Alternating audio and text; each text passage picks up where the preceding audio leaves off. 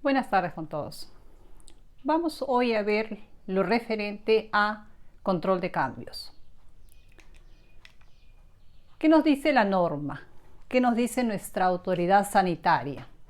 Se debe tener un procedimiento para describir las acciones que deben seguirse si se propone un cambio en las instalaciones, insumos, sistemas, equipos y o procesos usados en la manufactura o análisis de un producto farmacéutico que pueden afectar la calidad del producto, seguridad del paciente, consistencia del proceso o algún otro elemento de las buenas prácticas de manufactura cuando ya se ha alcanzado un estado de control. Entonces, ¿qué nos está planteando la norma aquí? Primero, que tengamos identificados aquellos procesos, sistemas, instalaciones, insumos, equipos, metodología de análisis que ya están bajo control, que son robustos, que nos dan buenos resultados a lo largo del tiempo, que con lo cual ya nuestro equipo, nuestra gente se ha familiarizado y lo logra hacer de manera correcta. Entonces, lo que nos está planteando el procedimiento de control de cambios es como una alerta de que no introduzcamos riesgos a lo que ya tenemos bajo control. Y lo que nos piden es que el procedimiento nos diga qué pasos dar si queremos cambiar algo. Por ejemplo, tenemos una sala de fabricación de jarabes y la sala de fabricación de jarabes hasta ahora funciona muy bien, el personal está calificado, no ha habido problemas, no ha habido desviaciones, no ha habido no conformidades, han pasado auditorías, etcétera, está todo muy bien. Pero de repente la organización creció y necesita ampliar su capacidad de manufactura. Y una de las áreas que va a ampliarse es justamente la relacionada a fabricación de jarabes o de líquidos.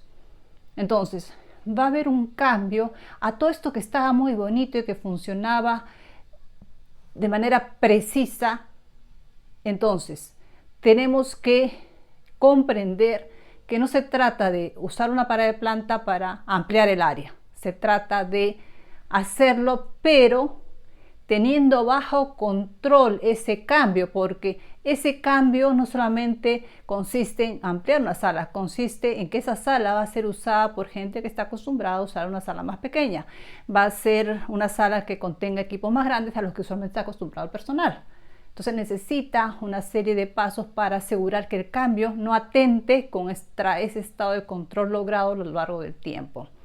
Y lo mismo pasa con insumos. No se trata de cambiar un proveedor de la noche a la mañana o que el proveedor, que usualmente son brokers, nos digan ya no puedo comprar este fabricante y ahora voy a traer otro, pero es lo mismo. Recordemos que no siempre las materias primas que respondan a las especificaciones de la farmacopea que usualmente hemos usado van a comportarse igual. Nosotros somos quienes tenemos que adicionar alguna especificación, sobre todo para fabricación de sólidos, que nos asegure que tenemos bajo control la calidad de nuestro producto. Usualmente las especificaciones de las farmacopeas son propuestas y aprobadas en los países respectivos por el fabricante que inicialmente fabricó esa materia prima. Y lo hizo siguiendo una metodología de obtención distinta de repente al nuevo fabricante. Entonces hay que cuidar muy bien cualquier cambio. Y justamente en el procedimiento de control de cambios se establecerá, por ejemplo, que se pida muestra de esa materia prima, que se hagan análisis adicionales a los que dice la USP, que se hagan pilotos, sobre todo si son tabletas que tienen tiempos de disolución, perfiles de disolución ya establecidos con la otra metodología. Entonces, los cambios justamente tienen que hacerse bajo un esquema de control, tener bajo control todo. Se debe considerar al sistema de control de cambios como aquel que permite evaluar propuestas de cambio en forma planeada. Y acá quiero enfatizar, propuestas. No por más autoridad o por más jerarquía que tenga quien propone, quien quiere un cambio, tiene que proponerlo, porque tiene que ser evaluado. Y si no atenta contra la eficacia, seguridad y calidad de los productos, podrá procederse al cambio, pero siguiendo una serie de pautas que aseguren que el cambio no va contra el sistema. Entonces, se debe considerar el sistema de control de cambios como aquel que permite evaluar propuestas de cambio en forma planeada, con la posibilidad de que sean rechazadas, porque si vemos que atenta, por eso hay que hacer un buen análisis. Y entonces, si atenta contra nuestro sistema de calidad, con nuestra organización realmente, tendrá que rechazarse el cambio. No se deben aceptar conceptos como cambios urgentes o cambios no planeados, los cuales deben ser manejados como no conformidades. Si, por ejemplo, el área logística, por una emergencia, ganó una licitación, tenía que cumplir con un producto, no obtenía las cantidades del proveedor, o el proveedor calificado no iba a llegar a tiempo con la materia prima y decidió comprarle a otro proveedor, eso es una no conformidad. Y tendrá que evaluarse ahí y ver si es que procede o no la aceptación de esa materia prima. El procedimiento de control de cambios solo aplica cuando se enfoca en equipos, sistemas, instalaciones y proveedores calificados y los insumos y servicios que suministran, procesos y métodos validados y o elementos controlados y o cuando surgen como solicitudes bajo una perspectiva para favorecer la mejora continua. Claro, por ejemplo, si yo estoy haciendo desarrollo de productos y estoy probando un proveedor, otro, ahí no voy a aplicar control de cambios porque estoy justamente evaluándolos. Estoy en mis pilotos, no estoy haciendo lotes industriales. Pero si ya tengo algo establecido, algo robusto, llámese proceso, metodología, algo calificado, certificado, cualquier cambio tendrá que ser evaluado primero. No debe confundirse la aplicación del sistema de control de cambios para cubrir correcciones, acciones correctivas y preventivas. ¿Qué está diciendo? O sea, cometiste un error, lo solucionaste porque no quieres aplicar procedimiento de no conformidades, no quieres hacer capa y lo manejamos como un control de cambios, que lo habíamos cambiado antes. No. Cuidado con eso porque al final eso debilita el sistema de calidad. Y construir un sistema de calidad robusto, es decir, un sistema que realmente nos dé tranquilidad de que lo que hacemos está bien, que lo que sale al mercado cumple con todos sus requisitos, que no vamos a tener problemas a futuro, tiene que evitarse esas desviaciones a lo que son las buenas prácticas. Entonces, no debe confundirse la aplicación del sistema de control de cambios para cubrir correcciones, acciones correctivas y preventivas, las cuales, al ser derivadas de no conformidades y que pueden incluir cambios, deben estar documentados en los formatos derivados para este tipo de acciones. Realmente todo se documenta en BPM. ¿Por qué se documenta todo? Porque tiene que evidenciarse que todo el sistema está bajo control. ¿Y por qué es tan importante que todo esté bajo control? Porque así aseguramos calidad, eficacia y seguridad del producto. Así aseguramos que la vida de los pacientes o usuarios no se vea afectada por un producto nuestro. Entonces, todos los mecanismos de seguridad están dados para evitar justamente eso. Recordemos que los productos que se fabrican salen al mercado sin ser analizados. Ojo con lo que estoy diciendo. La totalidad de unidades que está circulando en el mercado no han sido analizadas. Lo que ha sido analizado es una muestra, una porción de ese lote fabricado, porque las pruebas son destructivas.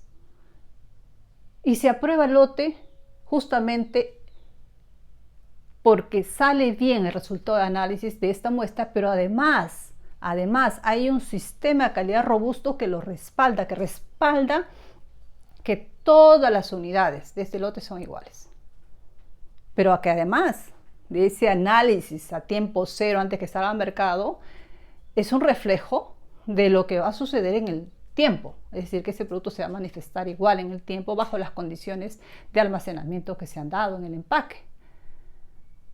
Entonces, esa seguridad la da un sistema de calidad robusto. No la da un protocolo analítico. Por ello es que se hace tanto énfasis en estos procedimientos. ¿Qué procedimiento de desviaciones? ¿Qué procedimiento de control de cambios? ¿Qué procedimiento de resultados por especificaciones? ¿Qué procedimiento de reclamos de desvíos? ¿Qué los capa? ¿Por qué? Lo que se está buscando, lo que buscan las buenas prácticas es robustecer todo el sistema de calidad para asegurar justamente que todas las unidades sean conformes, todas las unidades que están en el mercado sean conformes a sus especificaciones. Y todo se documenta. El procedimiento de control de cambios debe garantizar que se generen datos que demuestren que el proceso revisado dará como resultado un producto de la calidad deseada, de acuerdo con las especificaciones aprobadas sin alterar el estado de control. Sí, lo que buscamos es eso. Entonces, si volvemos al ejemplo de que vamos a cambiar un área y la vamos a hacer más grande. El procedimiento de control de cambios evaluará los cambios. No es que le vamos a decir a la gerencia general que quiere ampliar su capacidad instalada. No. Lo que se va a hacer es evaluar todo. O sea, sí, ¿por qué no vas a hacer un área más grande? Lo que toca es planificar, sabiendo el cambio, planificar aquello que necesitamos para asegurar que eso que habíamos logrado en chico se mantenga ahora en grande. Definiremos qué capacitaciones se hacen, qué validaciones se hacen, qué calificaciones se hacen, etc. Y haremos de repente un seguimiento más continuo a todas las etapas de este crecimiento para mantener justamente el estado de control que habíamos alcanzado. El sistema de control de cambios debe asegurar que todos los cambios que puedan influir en la calidad del producto, seguridad del paciente o consistencia del proceso se notifiquen, justifiquen, investiguen, documenten y aprueben antes de su implementación. O sea, el procedimiento de control de cambios es algo preventivo, es algo que nos llama a reflexión y nos llama a planificar todo, a poner todas las variables como un rompecabezas y luego construir un bonito rompecabezas que nos asegure que vamos al final a tener la imagen deseada implementada e implantada en la organización. Se deben evaluar y se debe hacer un estudio de administración de riesgo de todo cambio propuesto, según el procedimiento establecido. Se debe determinar su impacto en el mantenimiento del estado validado, condiciones de registro sanitario, estabilidad e intercambiabilidad, perfil de disolución o bioequivalencia cuando aplique. Y se debe considerar la necesidad de repetir los estudios necesarios y realizar las notificaciones correspondientes. Entonces, fíjense, este es quizás lo nuclear de un control de cambios. Tenemos que saber analizar dónde nos puede impactar negativamente el cambio ¿por qué se aplica gestión de riesgo o administración de riesgo? Porque justamente riesgos van a haber. En todo cambio de riesgo. Entonces la idea es, y para eso están los procedimientos, controlemos los riesgos para reducirlos, minimizarlos o eliminarlos. De eso se trata. Y justamente cuando se hace un cambio hay riesgos, hay que identificarlos. Entonces conocemos el proceso actual, lo extrapolamos a lo que va a ser a futuro y determinamos dónde están los puntos de riesgo, los ya conocidos y los que podrían darse. Y eso los tenemos bajo lupa y establecemos acciones para evitar que eso se produzca, que esos riesgos se manifiesten. El procedimiento debe considerar como mínimo conformar un equipo de trabajo que incluya al director técnico. Determinar el impacto y justificación de la propuesta de cambio. Yo realmente siempre menciono que incluya al director técnico. Para mí el director técnico tiene que estar en todos estos procedimientos. Tiene que liderarlo. El director técnico, al ser responsable técnico y legal, tiene que estar involucrado en todo. Es el que va a dar la cara. Si hubiera un problema futuro, es el que va a dar la cara ante las autoridades sanitarias y de justicia, porque es responsable técnico y legal. Entonces, y si el director técnico no está preparado, tiene que prepararse. Tiene que conocer de todo. Entonces, es bueno que se comprenda el rol de un director técnico. Determinar el impacto y justificación de la propuesta de cambio. Y ahí quiero mencionar algo.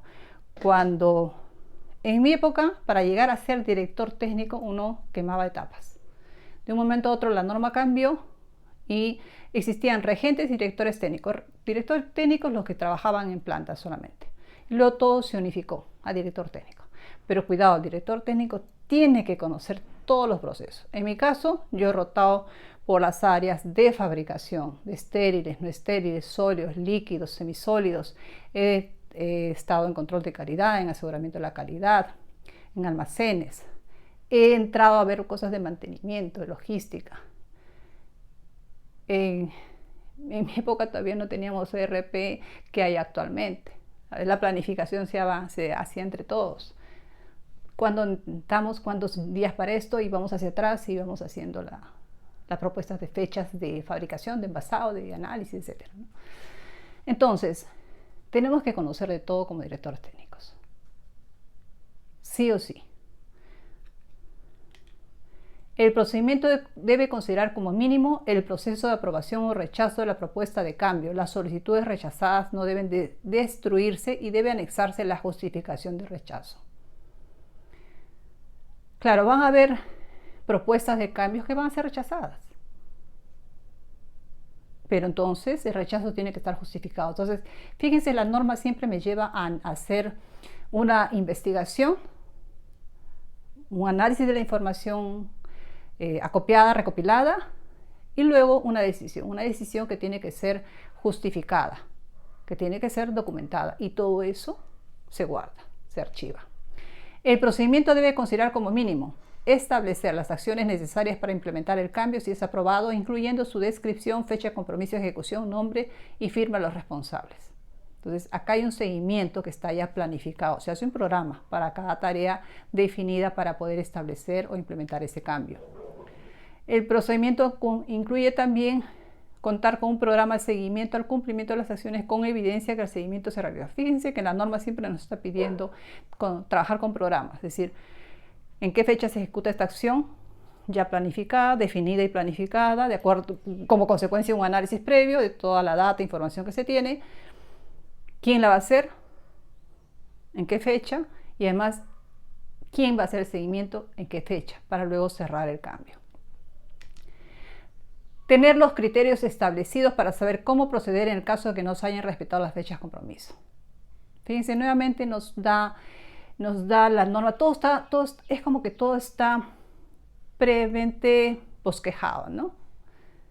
El procedimiento tiene que incluir qué hacer si es que no se cumple con las fechas, si no se respeta con los compromisos. Eso también el procedimiento podrá decir, en caso de incumplimiento, el responsable deberá sustentar de manera documentada por qué el rechazo. O sea, no se trata de, ay, es que no vino el proveedor. Ajá, la evidencia que no vino el proveedor.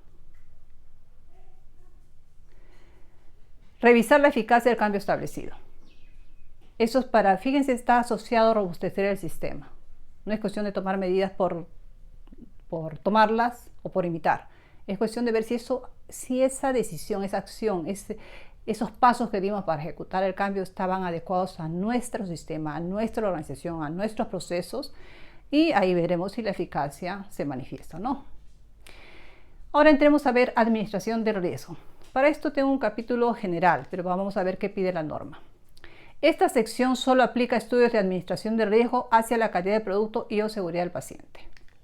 Los dos principios básicos en la administración de riesgo son: la evaluación de riesgo debe estar basada en conocimiento científico, es decir, realmente estoy encontrando un riesgo acá porque tengo data que sustenta eso. O no se trata de decir, uy, me parece que hay un riesgo, me parece, no, hay que sustentarlo, no con opiniones, sino con afirmaciones sustentadas en algún conocimiento científico. El nivel de esfuerzo, detalle y documentación de los estudios de administración de riesgo deben ser congruentes con el nivel de riesgo. Claro, o sea, yo no voy a poner sobre medidas algo que puedo tener bajo control con una sola medida. No voy a poner 20 medidas cuando con una estaba así, la ubicaba bien. La administración de riesgo es un componente eficaz de la estructura de un sistema de aseguramiento de la calidad. Claro, porque los riesgos se manifiestan en cualquier etapa de la manufactura, desde el desarrollo de productos. Puede apoyar, por ejemplo, a establecer especificaciones y parámetros de proceso, evaluar y controlar los riesgos en cambios propuestos y a determinar el efecto de una no conformidad con respecto a la seguridad del paciente. No debe confundirse la aplicación de la administración de riesgo para cubrir o sustituir el registro de una no conformidad. O sea, yo no puedo hacer la gestión de riesgo después que tuve la no conformidad. Se supone que esto es previo. Yo me anticipo, miro como con una lupa todos mis procesos y digo, acá hay un punto de riesgo. Acá tengo riesgo de esto. Acá puede pasar esto. Acá se me puede caer esto. Y voy viendo. Es como, por ejemplo, una casa.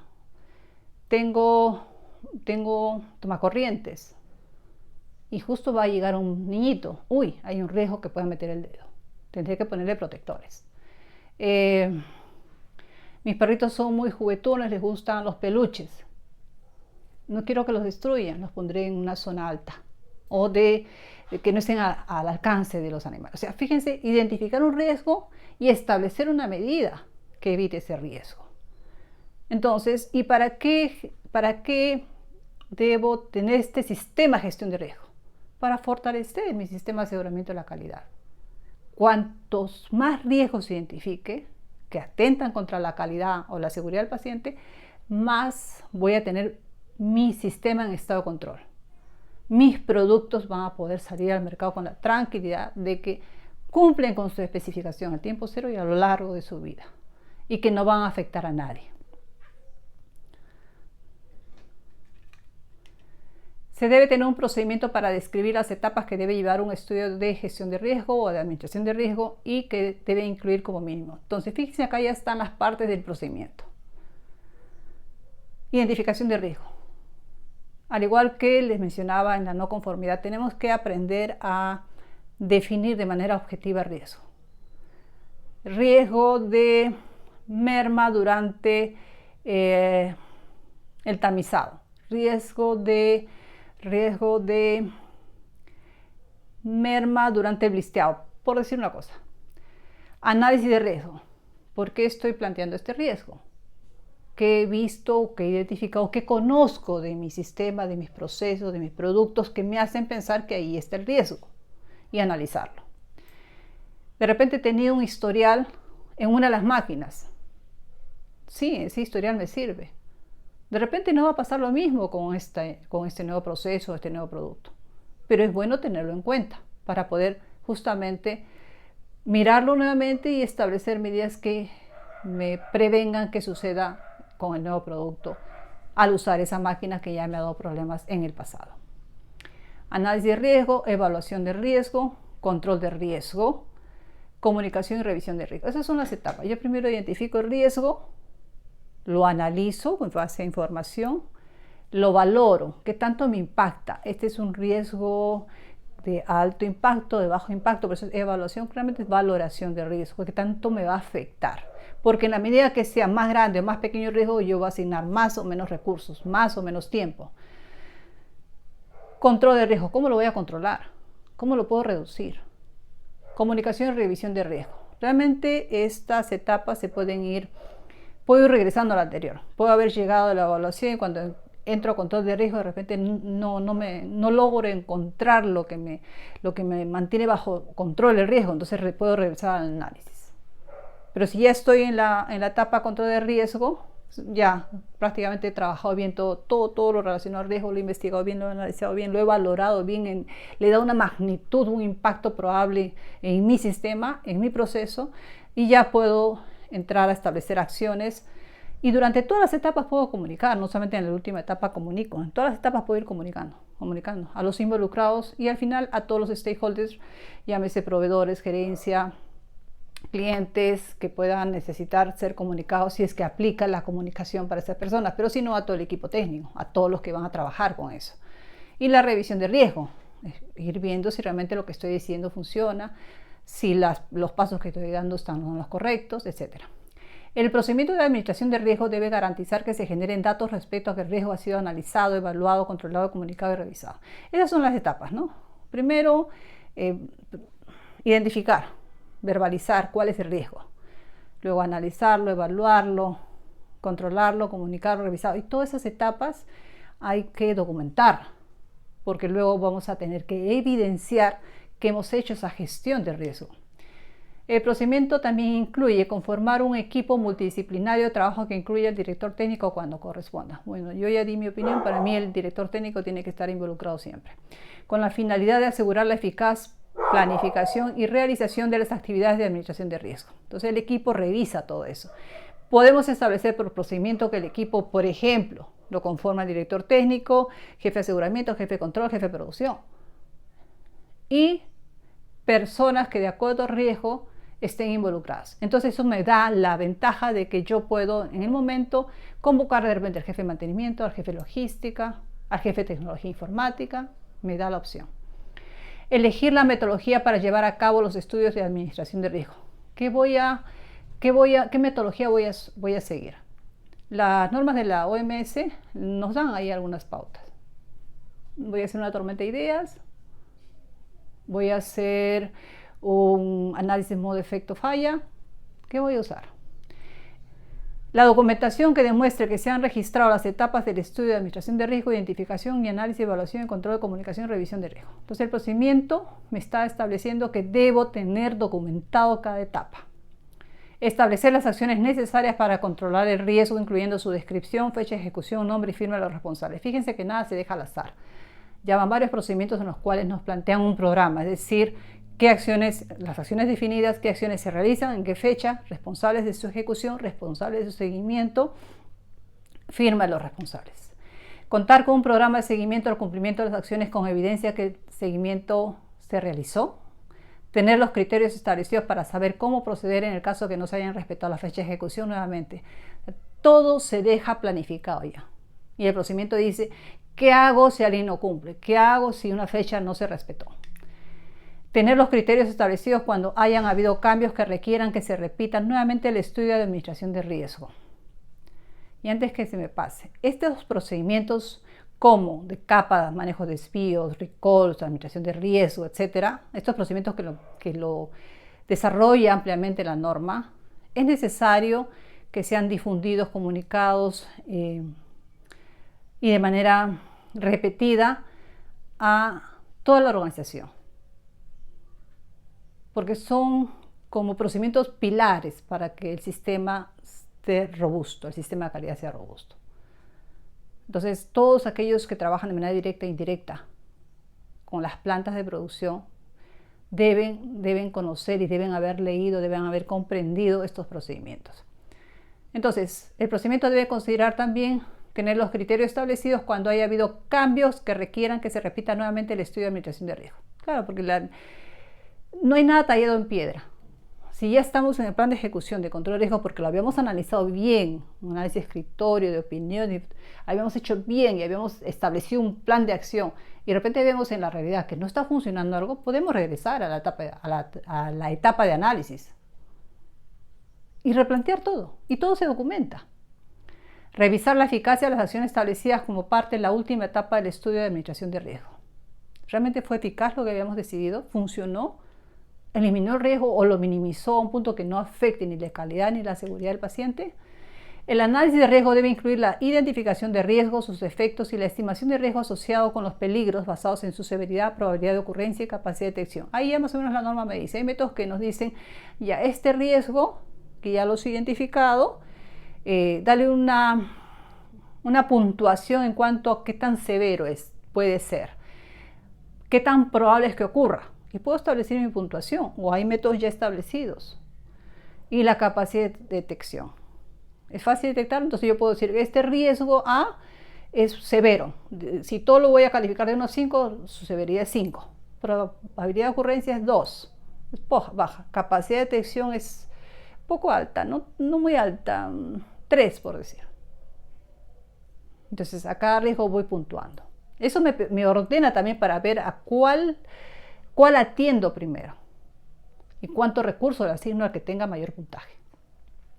La evaluación de riesgo debe incluir la comparación de los riesgos identificados y analizados con criterios de aceptación. Entonces, ya cuando tengo un sistema, ya he trabajado con riesgos.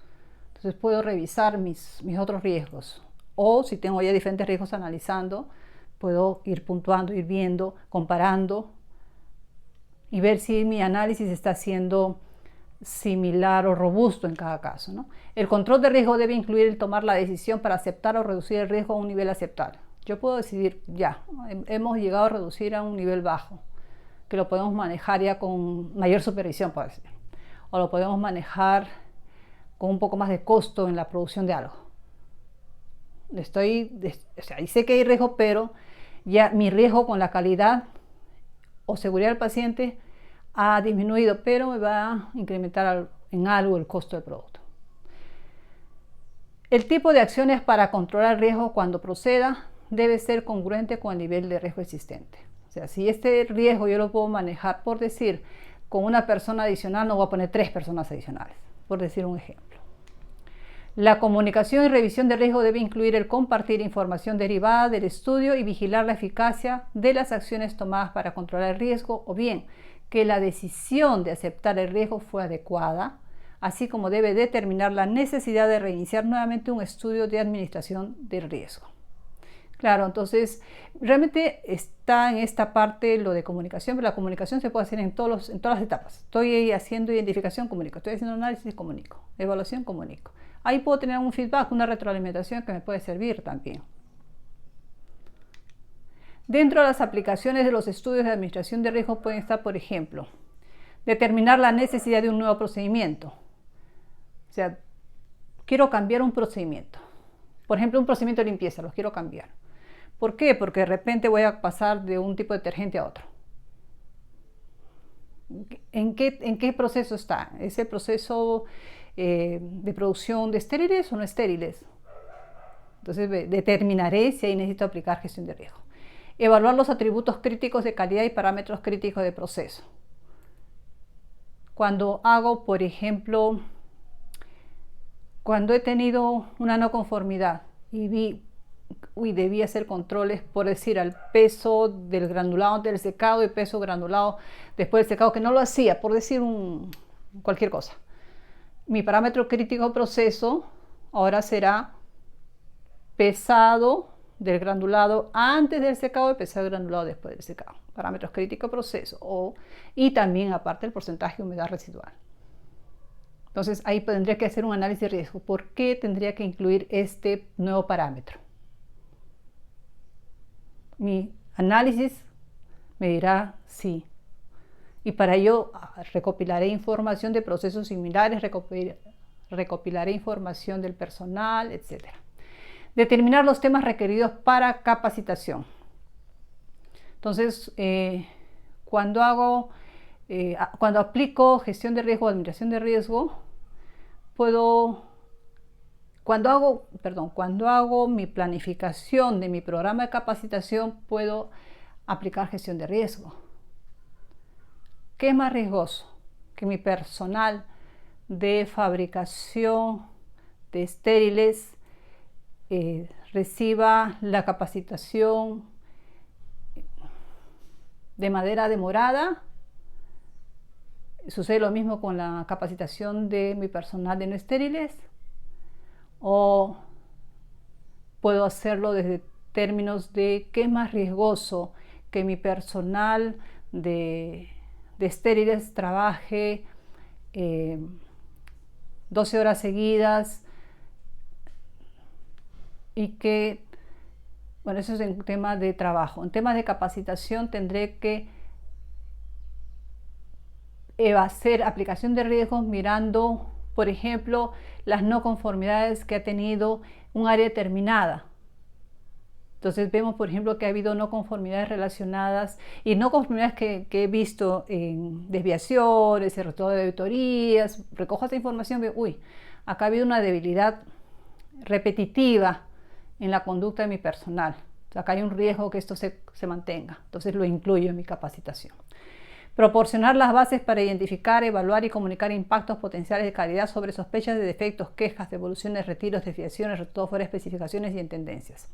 Entonces, cuando yo no sé qué tanto me va a impactar un defecto, yo puedo hacer gestión de riesgos. ¿Qué tipo de defecto es? Puedo decir en qué sería riesgoso, qué me dice de la norma, qué esperan los pacientes. Y denominaré riesgo, lo identificaré, lo analizaré, le daré un valor, una ponderación lo valoraré y así podré determinar qué tanto impacto puede tener ese riesgo para la calidad del producto, para la seguridad del paciente. Dentro de las aplicaciones de los estudios de administración de riesgo puede estar también determinar el alcance de las actividades de calificación y validación, incluyendo niveles de muestreo, vigilancia y también criterios de aceptación, validación de método de limpieza y sanitización. Por ejemplo, cuando hacemos validación de procesos, hay una cantidad de muestreos que se hace durante el proceso. Entonces, yo puedo muestrear cada media hora a un proceso de 3 horas.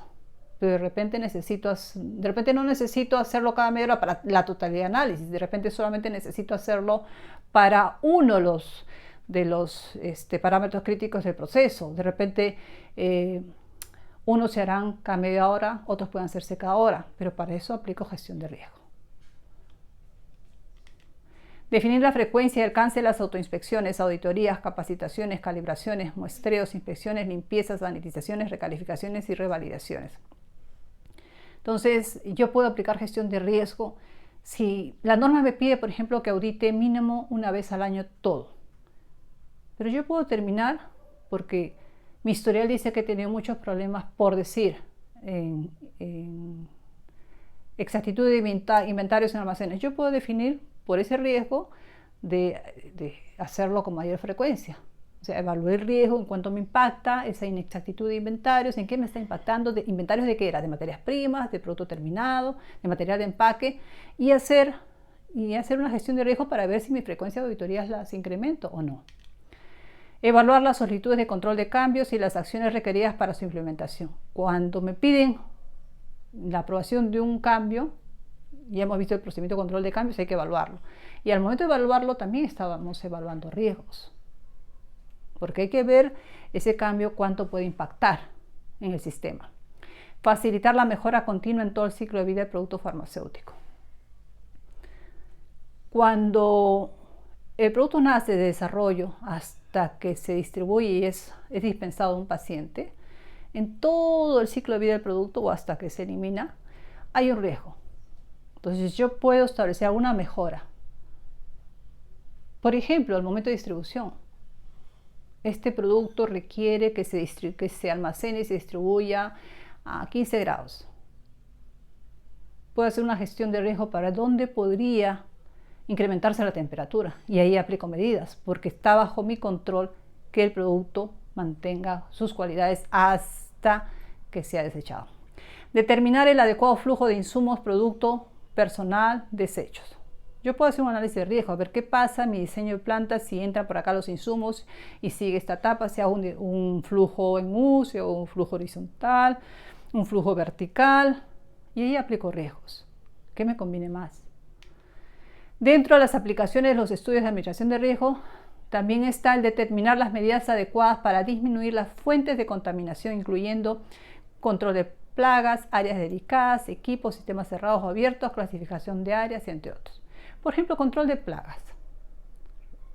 Un análisis de riesgo me va a arrojar que yo necesito que sea un sistema de control de plagas, no solamente un certificado de fumigación, control de plagas, sino un sistema, o sea, un equipo que venga, que sea experto y que me evalúe todo el perímetro de la planta, de las instalaciones, que evalúe los cercos vivos que tengo con plantas, si están bien así, si deben recortarse, que vea rastros de heces, de qué tipo de animales están pululando alrededor y que me haga todo un levantamiento de información in situ para que luego determine realmente dónde hay más riesgos y qué sugiere para minimizar esos riesgos. Ahí estoy aplicando gestión de riesgos.